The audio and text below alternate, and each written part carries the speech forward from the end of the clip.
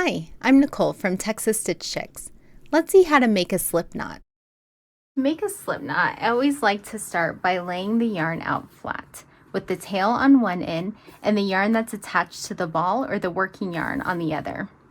I'll make a big loop with the tail, kind of leaving a long tail to weave in later, and then I'll hold where the yarn crosses. I'll take the loop and put it over the working yarn and pull the working yarn through to form a loop. This loop is kind of big, so I can place my crochet hook around the loop and then tug the working yarn to size it. Whenever we size our yarn, we always want to size it on the shaft of the crochet hook and not on the neck. Notice how the neck is a lot smaller than the shaft. If we size the loops on the neck, they'll be very small and our work will be very tight and it'll be difficult to work into the stitches. So we always want to make sure that when we create loops, we bring them back to the shaft to size them. Now you've seen how to make a slip knot.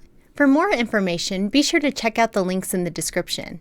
What projects are you working on? Let me know in the comments section. If you like this video, be sure to give it a thumbs up. And for more great tutorials like this, be sure to subscribe to the Texas Stitch Chicks channel.